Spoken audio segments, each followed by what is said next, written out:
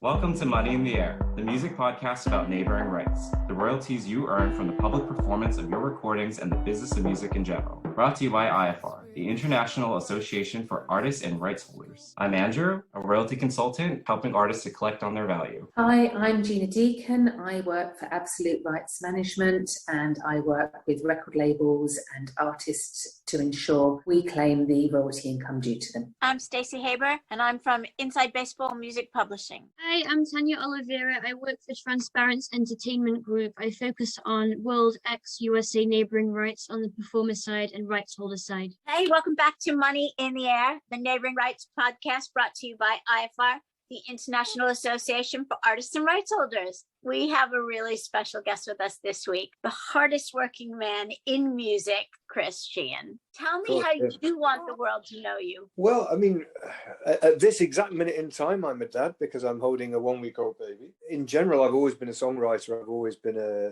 I was an artist for 20 odd years and ran a recording studio and was a performer. And then really through wanting to see things change on that front, that's how I got into Karousel, which originally was just meant to be a loose collective of friends putting on shows where the artist got to keep all the money, just to try and destroy that pay-to-play model that was really prevalent in London and prove to people that you could do a really artist-friendly show and the artist make some money and the room be full of good people and good industry. So that's what Karousel was meant to be. But then we just kept uncovering causes we wanted to fight for and ended up accidentally starting a small publishing roster, which Naomi and her previous guys was incredibly helpful with, and then started putting on industry networking events, etc. So that's Karousel, sort of management label publishing, of which I do a little bit of everything. My sort of real passion in life is working for Help Musicians, which is a 100-year-old music charity that is there for artists throughout all stages of their career, from early stage funding to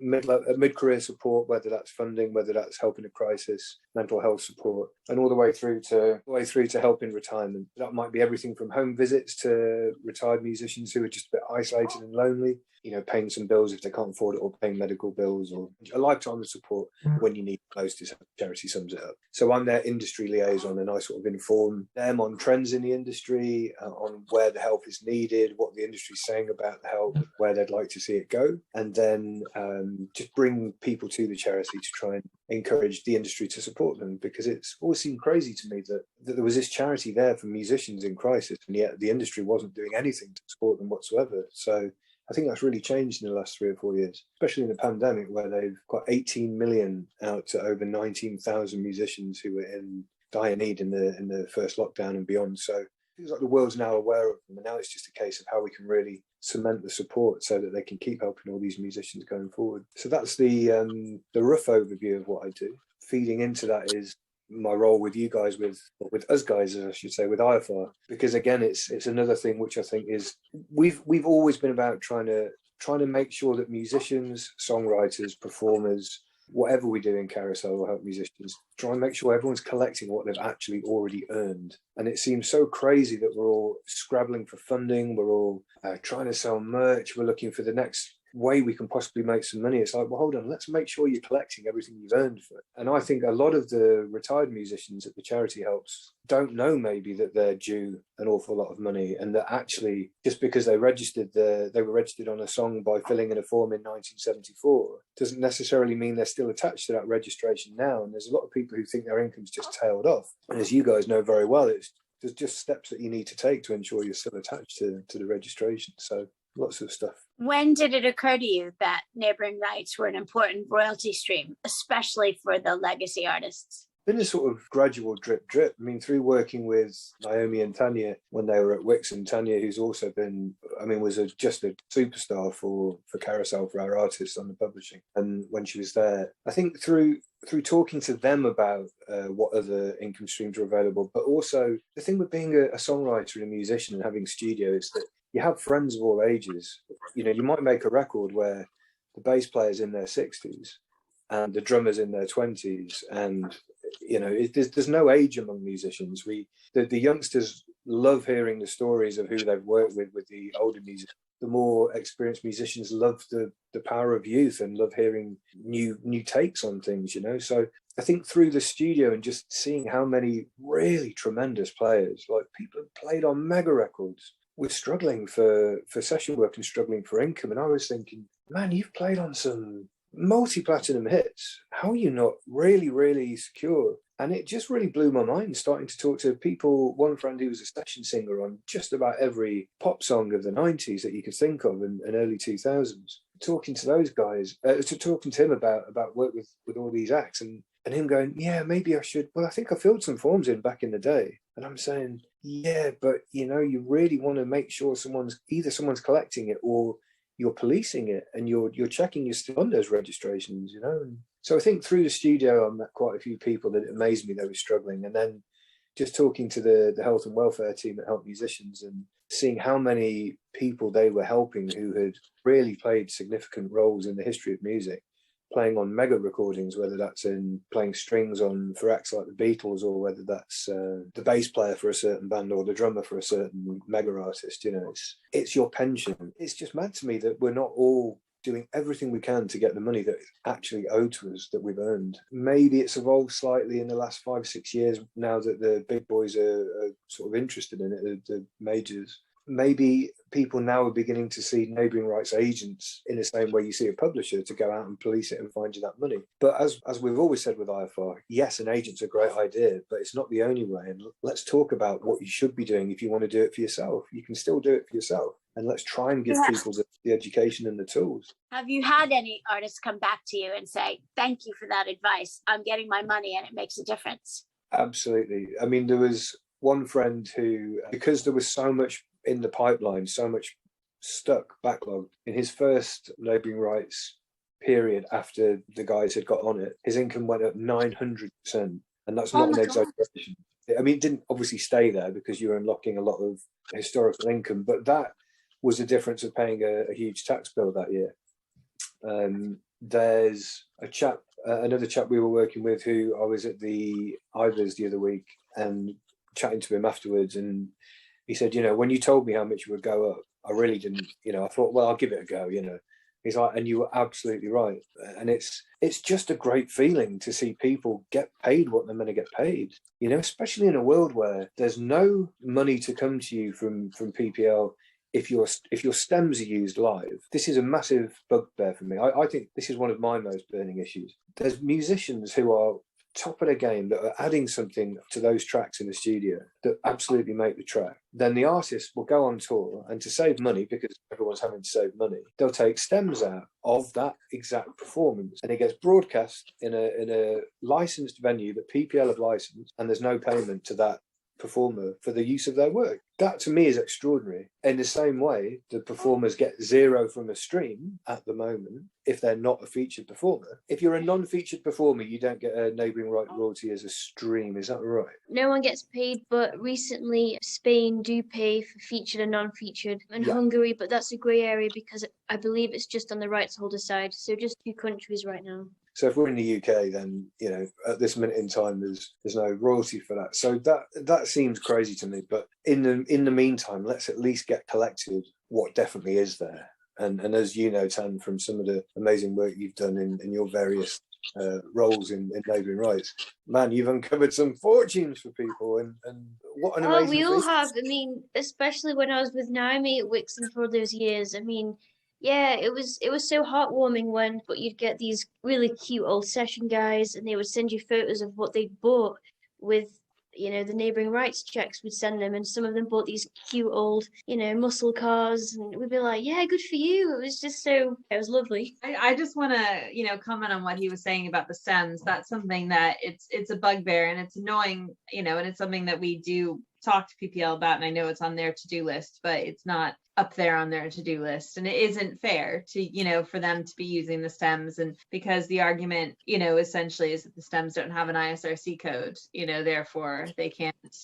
pay out neighbouring rights on the stems, and it's something that I think we need to make sure continues to be on the agenda. It should be incumbent on that artist to get ISRC codes, and PPL should be happy to provide them. If you say, I'm going on tour, I'm using stems, I want some codes for those tracks. It shouldn't be that hard, I don't think. But we live in a tech world with tech solutions. it has to be coming soon. It has to be. Thanks for what everything you've done at Help Musicians, because that's just amazing the way you're sort of spreading the word around about helping out these guys. As you say, it's their pensions and it's what's owed to them, and it's what they should be claiming, but sadly so many people just aren't aware of it. So absolutely carry on what you're doing, and share this podcast with them so that hopefully a few more that aren't aware of it will learn and point them in the direction of IFR if they want any more information, and we'll happily come along and chat to them. Yeah, I mean, I think it's good to really spell out for everyone what the issues, particularly for those guys who maybe have retired now or aren't playing as often, what the issues are. So if you filled in your forms in the studio in 1975 on a big hit, but that song has since been re-released on an anniversary edition, on a high-res version, on a compilation, if you haven't attached yourself to that next recording, if your agent, if you don't have an agent, hasn't done that for you, then to rely on the record label to do that is, it's just not going to happen. A 24-year-old office junior is not going to sit there, dig out all the old forms from the 70s to make sure that you're on that. So I'm just going to hand that. To be fair, the record companies might not have that information either. It's not, I mean, I think of course.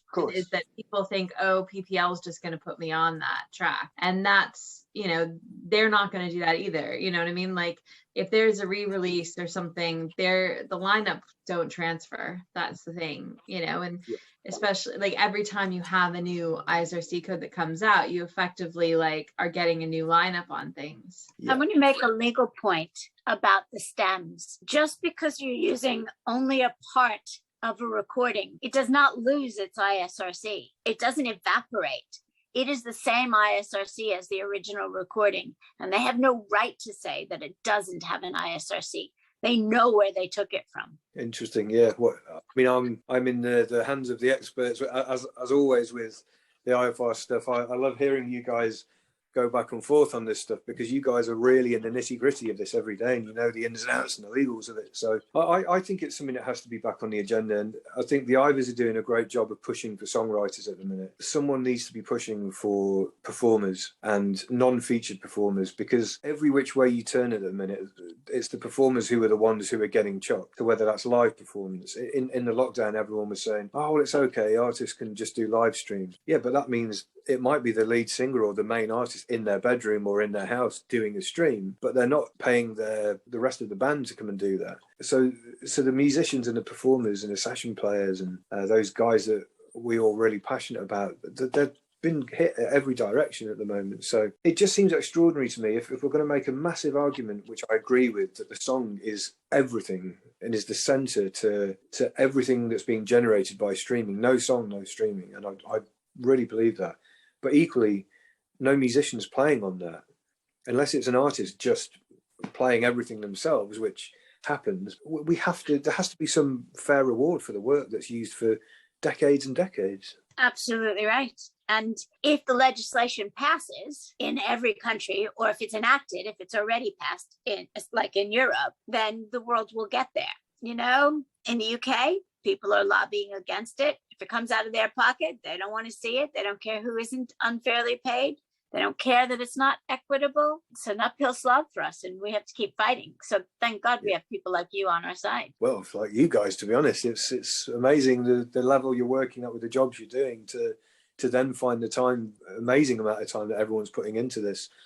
As we say, none of us are being paid for it, but that's not what we're doing it for. We're doing it because someone's got to sort this out, because otherwise it's the voice that gets lost. It's going to be on the menu once with Parliament and with everything else. This whole fixed streaming and broken records thing, it comes up once a generation, this chance to fix it. And after that, it'll be a case of, well, we already fixed it. So I think, I'm sure the MU are doing something about it, but I don't know enough about what they are doing. Right now, there's a private member's bill. So it wasn't proposed by the government. It was proposed by a backbencher.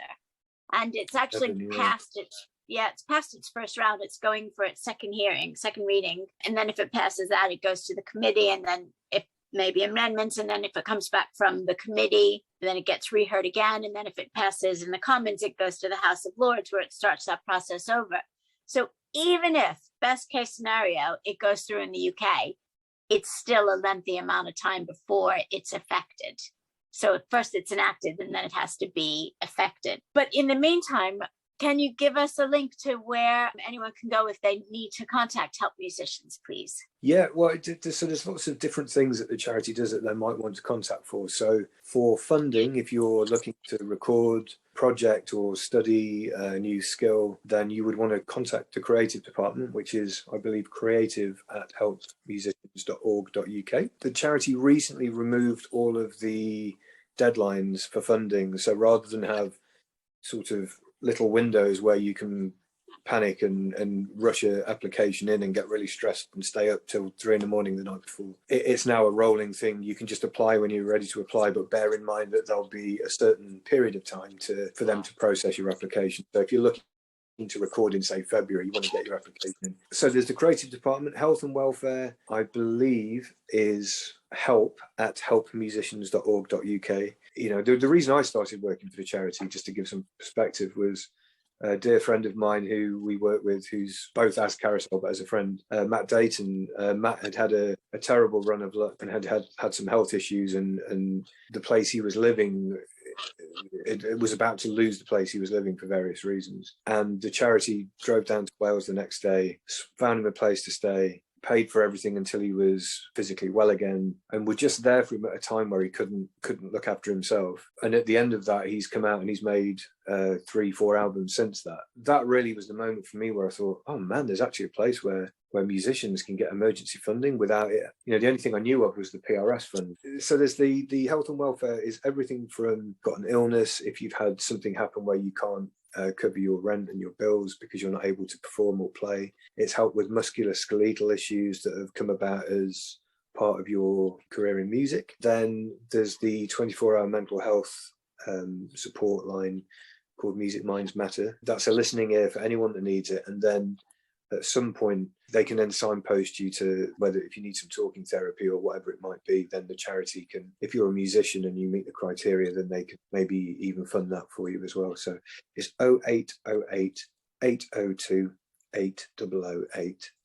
And that's Music Minds Matter. If you Google Music Minds Matter, you'll find the service there. So that's, of course, the charity's on Twitter and Instagram and Facebook, and there's always help there, whatever it is you need. And if they can't help and they don't, if it isn't what they cover, then they'll signpost you to who you should be going to and other places that you can get help. And the last thing I should have said is they do an awful lot of stuff now around business support for people. So that's a mixture of education from industry experts like yourselves, who can give a big picture of the career and how to get their career going. And it's all kind of tailored within the package of creative funding, is to make sure that you've got access to business advice and industry experts, which I think is particularly important for people outside of London who maybe can't get to lots of these networking events that happen in London. So they try and provide some links to that for people as well. Something that we at IFAR, I know, have talked about and would love to plug into actually, and we're still hopeful to make that happen at some point soon. That's brilliant. Thank you. And also to say, if you're not down in your luck and if you're feeling mentally healthy, then please give to Help Musicians. Be part of the support system. One day you might need the support yourself. And there's a fantastic volunteers network that they've got, where people do things from like some of the home visits to isolated or elderly musicians, and you know, people going out doing all kinds of fundraising activities, climbing mountains and playing string quartets on the top of Snowdon or whatever it might be. You know, there's some amazing people out there who just love music. It's the most obvious thing in the world to me. If you love music, raise for musicians. Everyone knows how hard it is to be a musician. It's always been a hard life, and it's harder than ever now. So, you know, the whole industry should be supporting them. And that's, I hope I'll be there for the rest of my career, alongside all the other things that come with what I'm doing. I always want to work for them. I think it's a wonderful place. Thank you very, very much. Thank you so much for joining us, Chris. It has been a pleasure having you. Not only are you a magnificent human being, you're fascinating to listen to. I forgot that I was supposed to talk and ask you questions. Message us at IFR, info@ifr.co.uk. Better still, if you want to become a member of IFR, go to that website and hit the Join Now button. And as always, thank you very much for listening. Thank you, Gina, Tanya, Naomi, Andrew, and of course, our special guest, Chris Sheehan. Good night.